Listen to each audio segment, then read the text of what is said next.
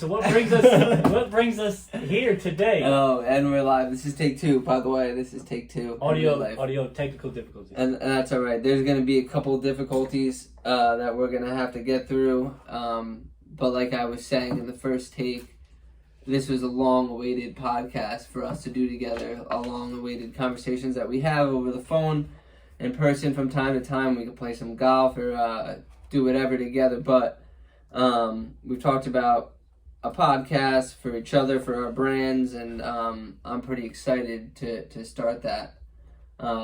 So I the first thing, and I know you probably have a lot to talk about it, you just went on a little vacation to Florida. Yes, right? yes. We all know what's going on at this days of time with this thing we magically popped up called the coronavirus. Which we might touch today, we might not. Excuse me for you guys who don't know. I am Matt Ignatowicz. That's probably going to be blurred out or censored. But this is my cohort, Deavon. Before he gets started with the story, I just wanted to introduce who we are. And go ahead, Deavon. Tell us about this vacation. Thank you, Matt. Yes, my name is Deavon Bell, the one and only. I just got back from a great vacation, well needed. It was actually the day after Mother's Day that week.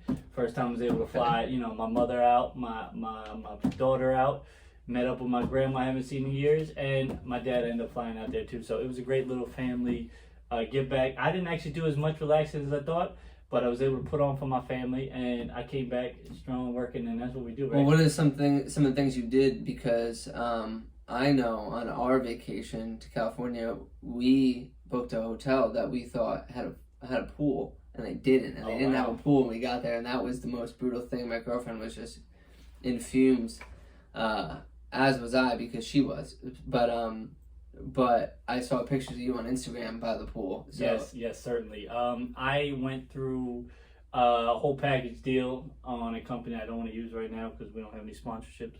But it was a package of a plane, resort, even rental car, all together. Like I said, you don't know what's going on. You just took a chance. You took a chance. I took a chance. It worked out. I didn't really have any complaints. I ended up booking two townhouses instead of one. There's no space for everybody. We didn't have to squeeze, so that was cool. Oh, that's awesome. So you had space for one. Yeah, I actually just got back into the gym today for the first time since October. When I had COVID, that was great. More importantly than the workout, I went through the perks of my membership card today. And I saw all these travel discounts of like flights, car rentals, yep. The rental of the house, and I saw it was all like marked 50% off because of my gym membership that I've been paying $20 a month for. So hopefully that I take advantage of that and it's worth something. Can you share this something I think about growing up in Toms River, New Jersey, on the East Coast, West Coast culture, California, SoCal, I'm sure it's totally different. Can you see what's the differences, West Coast to East Coast? Right. So my vacation was definitely an awesome just break for me, and that was the coolest part about it, is that I was really getting stressed at work, and like just needed some time off, which I had again planned for back in October. Got COVID and wasn't able to go on my vacation, so like I missed this whole move out to California for my brother. I was supposed to drive out with him, spend a couple of days, fly back. That was supposed to happen early November, end of October, which was killer. So then going out now, right before like the busyness of the season of what I work in, it was a great time to kind of get away before we came back hammered. And then when I did get back, I was all set up to get working again. But in terms of the California culture, I think that is in and of itself. I mean, they were so chill, so laid back. And I was lucky enough to have my brother out there who had been there for a couple of months, so he had the chance to get his foot in the waters, meet a couple people, and that made it really fun, because it wasn't like we were going there just as tourists. We got to meet friends and got introduced to like cool little eating spots. I mean, I had dinner one night on like the back of a pickup truck. I wish I could remember the name of the place. Wow. But they had the table right in the back of the pickup truck.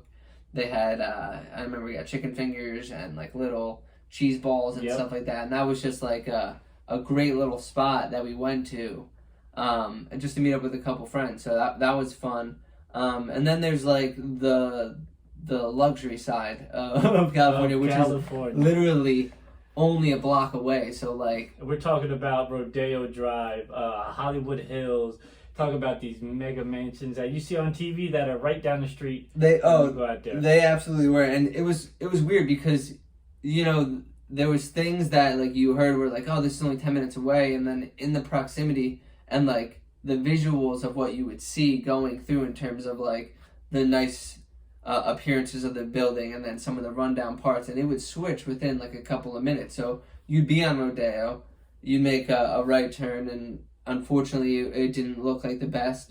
But the garbage and everything actually was maintained. It was just the homeless. Tell me, you saw a house from a famous guy we may know called Dan Bilzerian. Is that true? I did The see Ignite house. I did see what was, because people have corrected me, what was the Ignite house.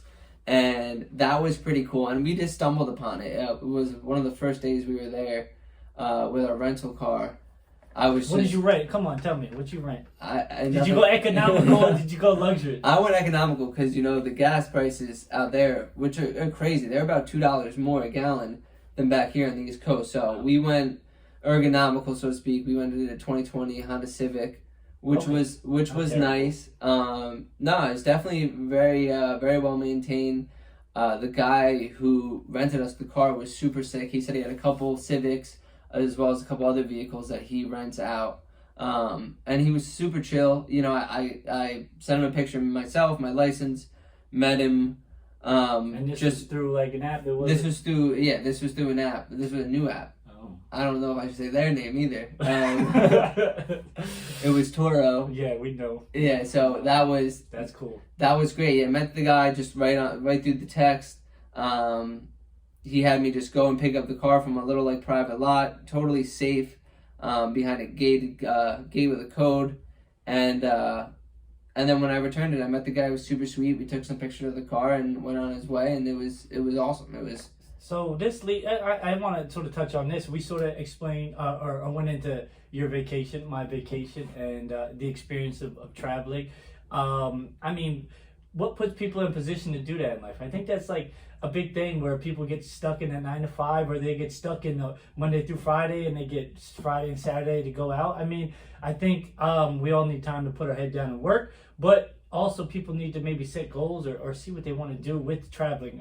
Don't you think it should be a little more other than just getting up and going, but really planning with your family or going? Well, absolutely. And I mean, like I said, this was our busy season about to come, and then I work in the home improvement industry and landscape architect industry, all that stuff. So that business never stopped. So we went right through the winter, like a mile a minute. It was crazy. So the need for a break was even more so important now.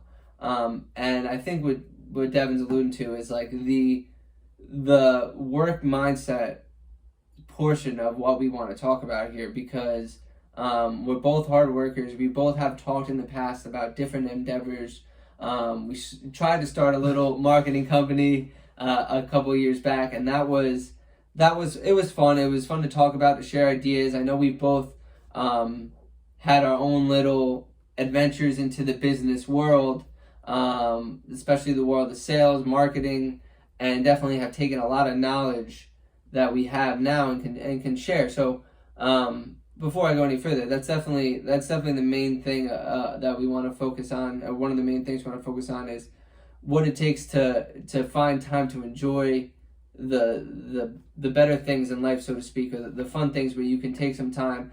And definitely going on vacation is a big thing. But when we get out to play golf, or even if we go to the driving range, we just get to sit there and talk about our day of work, and however stressful it might have been, we can talk about it and kind of BS a little bit. Yeah, because I don't think there's no real like work-life balance. I think this is very contradicting. Yeah, the statement is very contradicting. I think when you really get into it, I don't think people say it's a work-life balance. I think more of it's a counterbalance, because at least with me, and I sure see with other people, it's either work, work, work, work, and then you get that day of rest. What they say in the Bible, God created Yeah. earth in 7 days and rested 6 days, and rest rested on 7.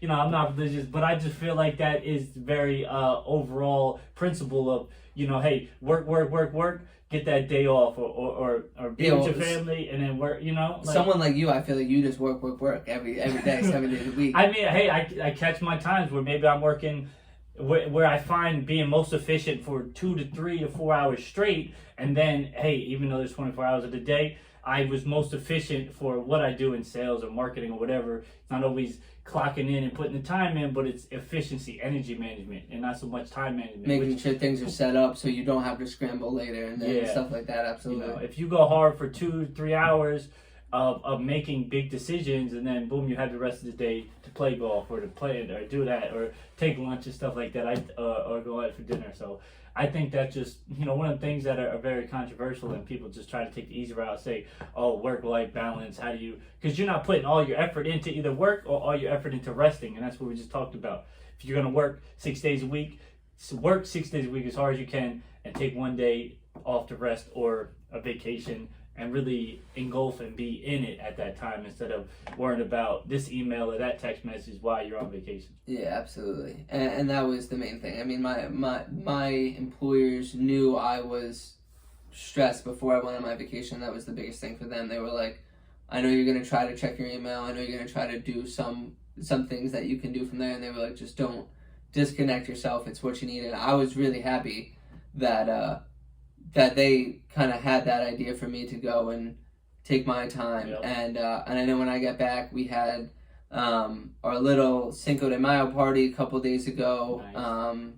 For the Spanish workers that work at my place of business, and like they got killed too. I mean, I was taking pictures. That's the majority of what I do, and over the winter I was building brochures and stuff. But those guys worked all through the winter. They were installing their home improvements and doing what they needed to do all throughout the winter, and that was a killer. So it's definitely important to take your time to rest, and that's definitely a big thing. The one thing I will say is a big looming factor, and it's definitely why we should get back to some normalcy. Like I told you, I went to the gym today. I haven't done that since getting COVID back in October 2020. But a lot of people haven't went on vacation. Yeah. A lot of people did early. The I'm not scared of the virusers. Some people got sick, some people didn't, and that's how that happens. But that was a big thing, which kind of threw people for a whole different approach at life. So I mean, like I know that you kind of have a pretty you make your own schedule for the most part. You get the things done when you need to get done, but you kind of set yourself up for the day. How much have things kind of changed pre-COVID to now, if you can even remember pre-COVID? Remember pre-COVID? What is that, like the dinosaurs back in the day? Yeah. Well, let's say, I mean, I think in the industry of real estate, sales, marketing, being an entrepreneur and stuff, of what I do, but I think COVID hit me, things slowed down. You're not working with people to people. People were afraid to run into each other, afraid to walk past each other. Prior to COVID, I had a pretty good year of separation of knowing on what I can do. Meaning 2019 was very good for me as far as building up my career and knowing what I can do. I think in all eyes, I think I got almost comfortable of like my success, and then sort of coasted into COVID and was like, oh, like this is a real check. I'm sure a lot of businesses, industries, restaurants, things have failed. So now that I've got through that storm and know, hey, the realization of when you're not producing or you're not on a regular schedule and you're not going to the gym, you're not working the way you should be, it could catch up. But yeah, I mean, big transition on 2 years, and I think you got to be in it to win it. I think that's half the game. Yeah, absolutely, and that was the mindset that my boss and mentor, him and his father have both been mentors to me growing up, and that was their whole thing, is that like we're gonna do what we need to do to be safe, but we have to be able to produce, and especially people are home all quarantined, scared to go outside, but they love to hang out in their backyard and get things done and whatnot. So we had to just put the pedal to the metal and keep up with the demand. And there was safety regulations and hurdles to get over. And luckily, we got all of our, proper PPE equipment, everything sent in right away, and had everything we needed to keep us working. Because it was scary for a second. I know I went home for about two and a half weeks that we were unsure of if we were going to continue working, what was going to happen. And then the state was like, no, you guys need to keep working. And we did, and we went on to the overburners, but that's what you got to do sometimes. And I was growing into my position. I kind of started at my job 9 months before COVID, I guess, 10 months before COVID. So I was still growing into the role. And then it was just like, getting used to things. And then it was like, okay, new thing on my plate, new responsibility, getting used to it. And that's just like the normal things of a job. And then it was just like COVID was just like another hurdle that, we were going to have to, when are we doing Zoom calls? When aren't we? Who's allowed to meet in the office? How are we doing this?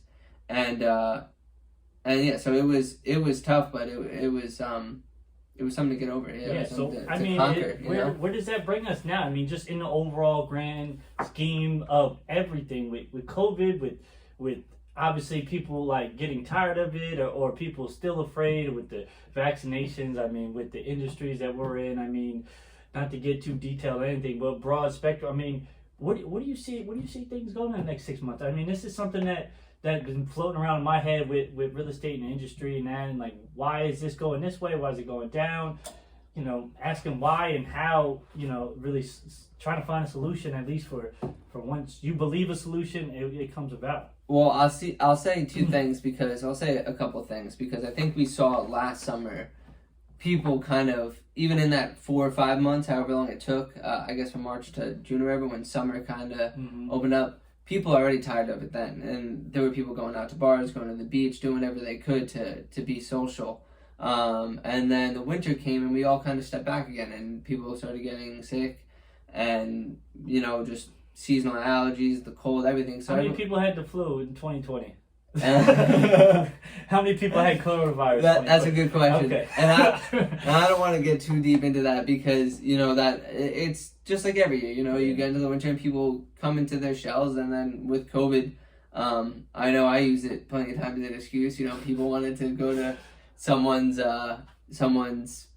anniversary party or someone's something, and no, it's COVID. I gotta be safe.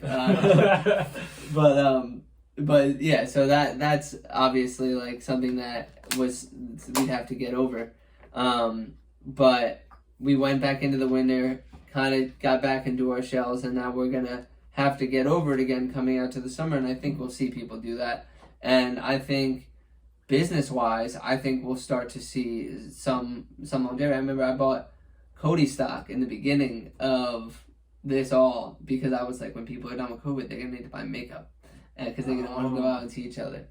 Everyone buy Cody. That's COTY. You gotta buy Cody. I'm not a financial advisor. Don't take my words for anything more than hoopla. But I think people are gonna be itching to get out. I think people are gonna want to spend money. Which do you know how much money was pumped into the economy? I don't know the exact numbers. I don't have it in front of me, but I've heard stuff that about almost a third of the U.S. dollar has been pumped in the last 2 years of trillions. Yeah, I think we're gonna see some bubbles. Trillions and trillions. I think we're gonna see some bubbles. I mean, I myself practically new, I guess, investor into the stock market and whatnot, crypto and everything like that. And I think you saw a lot of that from people around our age, even stretching older, people that hadn't invested in the market their whole lives. And now I see them at 40, 50 years old considering putting some money into the market. And that's bound to create some bubbles because everyone's getting it off of the stimulus checks, the unemployment and whatnot, and it's going to be interesting to see when things get back to normal, how normal is going to be normal again. I think, there's some people that are either, they might be broke, or we'll see a couple 100,000 millionaires added to the chart of millionaires. What it is? I think that middle class of people is disappearing, and this is not just what I've heard from other sources, but you could sort of see it. Like I said, the rich are getting richer, the poor are getting poorer, and it's just that separation where the people that are not maybe middle class or in debt are getting into more debt, and the people that can really capitalize, like Jeff Bezos and these big name people, are just milking it. Jeff Bezos, the anger in his voice. Oh no, he's very innovative. Think of money, think of business people. I know. Bill Gates, no, I mean Jeff Bezos, Elon Musk. They've all done amazing things to make their money, and that's and I'm sure they've done a whole plethora of things in terms of donations to COVID and everything. And I'm sure they've had success. Donations. I spent a lot of money on Amazon during this quarantine. I tell you what, I think it provided a great service for people at the time where it just really commercial. I bought a lot of dumb shit, a lot of little crap for my desk, and for just things around my office. I know, just little trinkets and stuff. Because I was at home. My girlfriend got me actually a virtual reality thing. I want to bring that in. See if we can set it up on the stream so you guys can see through the virtual reality eyes as me and Deavon play with it. But that shit's cool. I don't know if you ever used one of those Oculus before, have you? I have not, no, but I'm excited to see where that goes and where it can go. Well, that was the thing. I downloaded a game. I'm not going to say what game it is.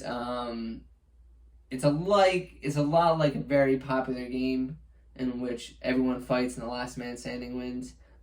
It's not either of those popular games. It's one that's made specifically for Oculus. And it's great. I mean, the idea is there, the mechanics are there. It feels like you're inside of like a PlayStation 2 video game though. Like that's how the graphics are. Yeah. But you're in it, and it's pretty wild. And there's different games that you can do to mess with people at certain games and make you feel like you're following certain games to spook you and stuff. And they're a lot of fun. And like I said, being at home and stuff, that was a great use of the time. And actually the Beat Saber game, it's kind of like DDR with your arms, and you just wave and you slice boxes and listen to music and whatnot. That was my mom's favorite because she was inside. She was like, I need to like break a sweat a little bit, especially over the winter. Like I got it for Christmas, so she was just in there pumping her arms every day. So it was a good time. And so I think we'll see a lot more people coming out of their shells. I know someone like me, a shell dweller, so to speak. Homebody. Yeah, and I mean I get out to do things like play golf and things myself, but quarantine, it definitely being locked in house got me a chance to work on my golf game. Yeah. That's where I really started playing a lot more. You can't go to a restaurant, you can't sit down, you can't do this, can't do that, but you get outside on the course and hit a couple balls. There's you wear a mask when you talk to the starter and then you go on. You're not bothering anyone, no one's bothering you. The funny thing was the thing on the stick, the foam in the cup. For those of you who don't golf, there's probably not a more satisfying sound than the ball rolling into the cup and rattling around the bottom of the cup. That's what we need right now. We need to just put. Yeah, we put the sound in later in post. But they put foam stoppers in all of the cups. So they let us golf, but they put they tell you not to take out the flag, and they put foam stoppers so you don't actually have to reach into the cup. You can like scoop it out with one finger, which is like your pinky finger. Yeah, which hey, some old people play. Maybe they don't got to bend over as much, but they don't want the COVID to get all over the stick and the hole. And whatnot. But I'm seeing now going out this spring. I'm seeing more and more courses not do it. Some still do, and I mean that's fine. That's definitely good to be safe and cautious, and I totally respect what they're doing there. It's just it was a funny little adjustment to the game.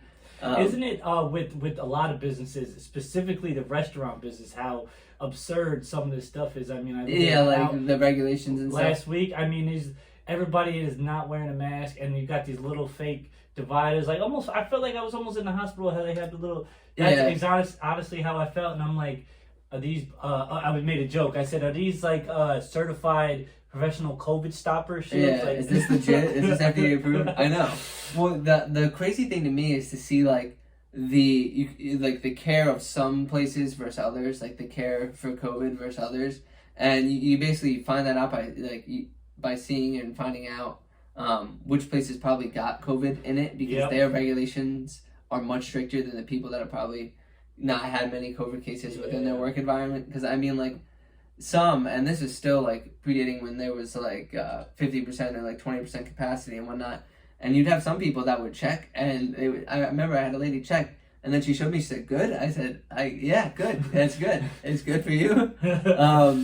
That was so funny to me. And then you have others that are like, make sure your mask is from here to here, and make sure you're all covered and don't touch anything. And so it's definitely something that a lot of the restaurants probably maybe didn't want to do. Some obviously you definitely want to do, but you don't want to make people feel like something at a place they're eating is infected, which it probably wasn't. You know, like, there's probably not COVID like dripping around these restaurants. No, I saw it. It was like sides. You want French fries, mashed potato. I think COVID was one of them. COVID.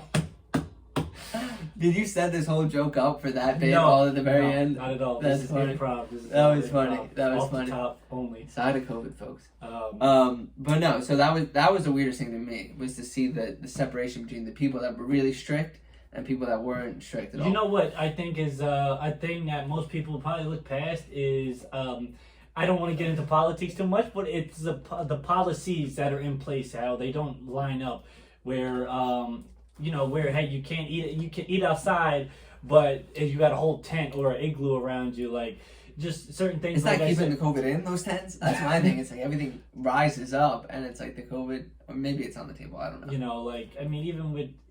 I mean, it's just, it doesn't add up. It doesn't even up to a lot of things. And hey, everybody got scared. When people are scared, you can put more policies in place. And I think people sort of shut their eyes because it's like, oh, take care of it. Give me that unemployment check. Yeah. I'll take whatever I need for my business, or even the tons of people that got in trouble for trying to scam the system and take a bunch of unemployment scams and stuff. Yeah, like all that. I mean, we know you're out there. Don't mess it up for the rest of us. No, but I honestly was really impressed to see some of these restaurants adapt and do things that they've never done before. Restaurants that I've seen in this town for 15 years never did anything different. And then COVID hits, and all of a sudden they have a nice new patio area with strip lights and chairs and everything. And it's nice, and it's a good way probably to keep yourself in business, but a good way to, like, keep people coming in. To adapt to a new norm of doing things. I mean, you saw, like, and they were little gimmicks, but those, like, pods and, like, the New York City rooftops, those little, like, greenhouses, you probably suffocate in. I would suffocate in one of those trying to eat. But you see, like, new ways of doing things and little, like, attractions that, like, make it a little bit different and fun to go and eat at a place, or even a place, like I said, that you've eaten at hundreds of times, that now have a new little outdoor area, and it feels like a whole new place. Yeah, or they developed a new app where you got to scan your phone, you look at it, or you do get the food delivered. I mean, I'm sure, like, say, companies like with that delivered food, apps like that, they skyrocketed. You don't have, and that's what COVID really is: forced evolution, survival of the fittest, into cyborgs and adapting with computers, and that's what COVID is. It's only a matter of time. Realm. I had this conversation, no lie, a couple of nights ago, and I'm not gonna get too much into it, but it did involve Elon Musk. It did involve technology, AI, and basically he said something that makes a great point, and I'm sure we could all agree that when it is too late, like, we won't recognize that AI is so smart, and when we do recognize, it could be too late, because it exponentially grow. Look at the iPhone 20 years ago, the iPod, and where is that now? And technology, what we do now, he talked about the virtual reality. He said it's almost like a PS2. Look at PS5 now, right? Yeah, that was my thing. It's like, if I'm in there now with PS2 apps, it's like I just got popped into the PS2 world, and I'm like, all right, well, that was 8 years, or however many years, was it, like 15 years to get to It's noticeable that it's not reality. Yeah, it is. And when we get to the point where it's not noticeable? When you have the PlayStation 5 graphics in the reality, no, you won't. And that'll truly be impressive, because then you'll be able to adapt. I just got chills. Think about that. When is virtual reality not going to be noticeable? You won't notice it. It'll already be too late, like you said. You'll be immersed. Immersed. That is called the singularity, folks. That's Leave it. it up. Leave it at that. I wrote or I guess I didn't write. I recorded a little like monologue or something to a movie today that had to do with the assimilation and getting people convinced to stay in a simulation. Yeah, I'm a wacky. But no, I think it's, man, I don't know. I'm sure other people think about that. I hope maybe not as deep as you need to, as you should. But you know what's crazy? The guys, and they must know something you don't know, because like you think about the guys like Elon Musk. I mean, I watched a video of it again, probably this morning or yesterday, of the Falcon 9 rocket taking off, and like the blue lights that come out of it. I don't know if you've seen that, but it's beautiful. It's like seeing like the Aurora Borealis in the sky. It's like truly a beautiful sight. And you think about the guy who's like producing the rocket that's doing that, not only like sending it to space, but it also looks beautiful. Like it isn't like, it's not even like brown smoke. It didn't even look like brown smoke. It was like a beautiful aurora beam. It was crazy.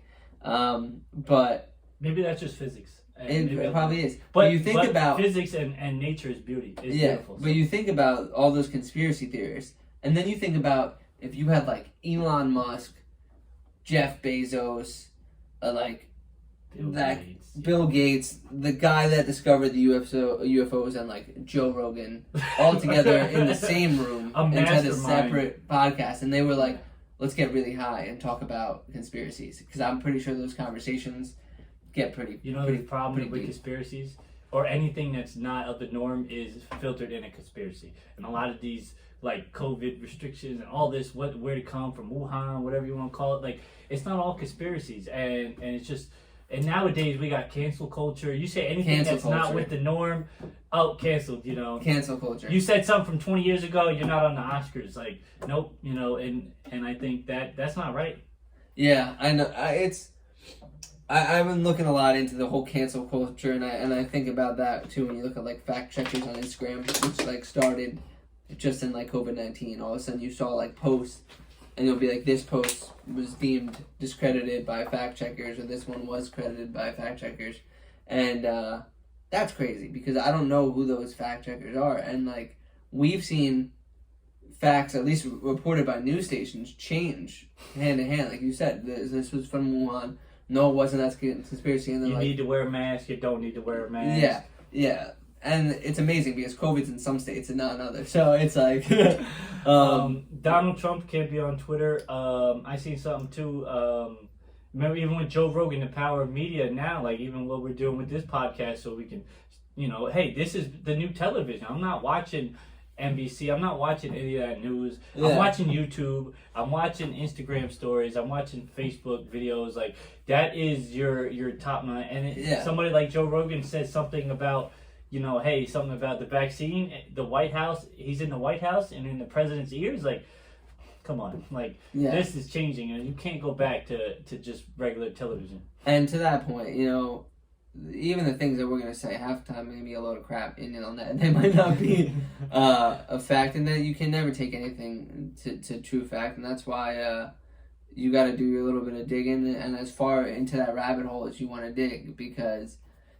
I've seen people go really far into that, and you can find a conspiracy out of anything, and that's it's a scary place to go down. So you know, you can choose to dig yourself in, and you might have some people looking at you as, you know, she's a witch because she believes in the stars. But that's kind of how we're pointing fingers when people say conspiracy now, and then you just wait till like 50 years from now when we read that. Yeah, I knew that shit was real. I knew that they were lying about that, and that'll all come out. So it's just, we definitely we're gonna try to keep it legit on here the best we can, share our opinions on things as we have done for the past half an hour now. And it's up to you guys to listen and decide if we're full of shit or not, you know? Yep, post in the comments, please let me know. Let me and Matt know. I'm called you Mike. I don't know why. I got a mic in front of me. My mom called me Mike today. Oh, look at, I got Matt and Mike here, okay? Oh, because you got the mic. Yeah. Okay, yeah. Mike and Mike. You like Mike and Ike's? Anyway. So. So, I mean, this is broadcasting, you know, like I said, what we hear, what we read, at least, you know, almost like a game of telephone, but as things come up, recent stuff, old stuff, new stuff. That's a good way to put it. A game of telephone. It We hear things and we regurgitate, and that's what we're gonna try to do. I mean, we're gonna try to stream on Spotify. All platforms, we're working on it. We just want to look good, sound good. Clips uploaded to Everything. YouTube weekly. Hopefully, all different types of things that keep you guys interested each week. We'll try to do different things to get some type of traction, to get people involved, have different people come and talk with us, Yes. have little events, do like the Oculus night. I know I got a couple buddies that are great gamers. I wanted to set up a half-hour stream once where we talk for half an hour and then maybe watch them. We can do the commentary for it. We can even do commentary for like a game of Madden or something Speaking, funny. I do want to touch on something that is somewhat mainstream.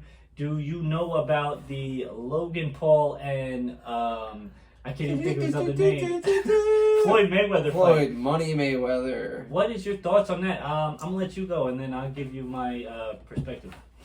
Well, I don't think you could base anything off the Akron fight because he looked like Akron, Ben, and that's the other brother.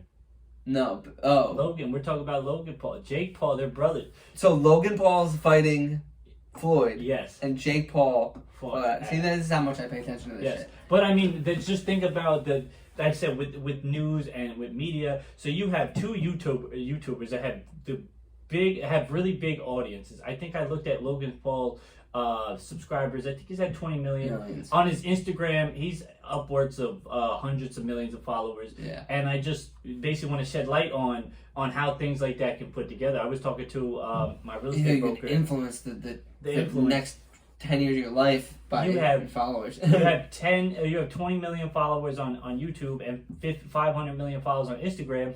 You have a fight with a well-known fighter, 50-0 Floyd Mayweather.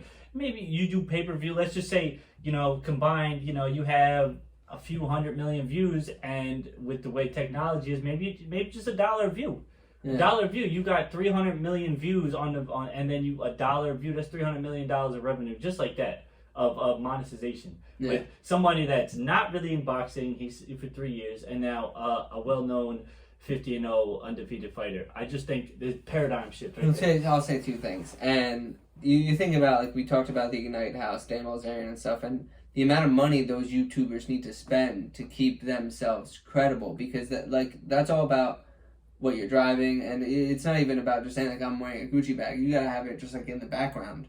Or you just got to be like not even talking about your Land Rover or your Lamborghini, but you're in it, doing something and doing maybe something, breaking it yeah. and having to buy a new one. Yeah, but like so they have to spend money to keep that fame, and that comes with it. And then the second thing I was gonna say, I really like and this has nothing to do with either of them as fighting, but I liked hearing what Mayweather had to say, and they do call him Money Mayweather for a reason.